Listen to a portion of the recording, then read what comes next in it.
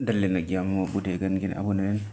lu jëm ci lii di troisième candidature le président Macky Sall mu di troisième mandat ki nga xamante ne moo di Cheikh Bara Ndiaye ñëw na àddu ci ay leeral yoo xamante ne mi ngi ko sukkandikoo ci kàddu yi ki nga xamante ne moo di Farba Ngom moom Cheikh Bara ma ngi ko xamle gannaaw invitation bi nga xamante ne amalal na ko ca fële ca Walfadjri ci seen plateau bi nga xamante ne moom lañ tuddee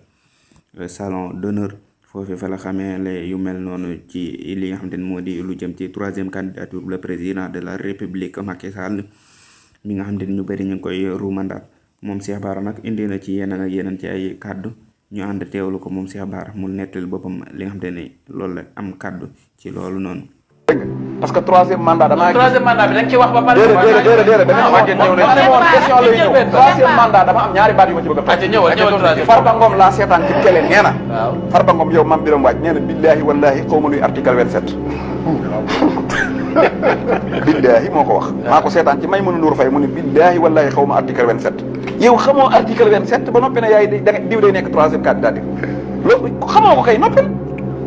te yow xamoo article 27 ba noppi Macky Sall yow jël la ne la yaa may propagandal Sénégalais yi pour ñu wateel xanaa dóor na loxo ba ci ëkk de te Farba nee na moo ko wax nee na moom xamul luy article 27. est-ce que te nee na billaahi wallaahi boo ko wax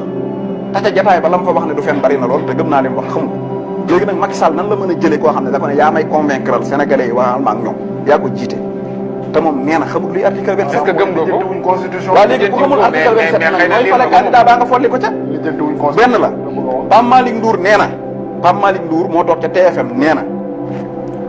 dañoo waroon a interpeller moom Pape Malick Ndour ak Macky Sall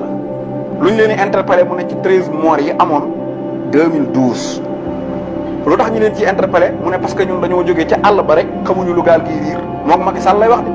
ñëw rek fekk benn waaye taxaw ñu ne ko doo fi nekk candidat. kon mi ngi noonu loolu mooy kàddu yi nga xamante ne moo di Cheikh Bara Ndiaye ci janoo bi nga xamante ne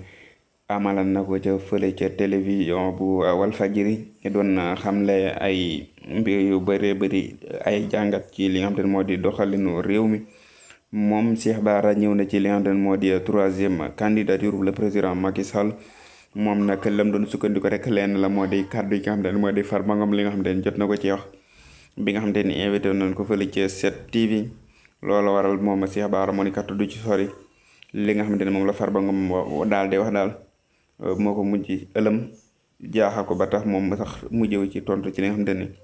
moom lañ laaj ci ni kat moom lam ñu diriger moo di ci loolu noonu rek mu di kàddu yi ci nga xamante ne moo di Farba Ngom li nga xamante ni moom jot na ko ca tontu moom mi nga xamante ni moo di géwél le président Macky Sall moom mi naan président Laye Wade aman na Farba président Macky Sall amee am Farba moom mu di Farba Ngom di dëkkee fële ca Agnam moom moomee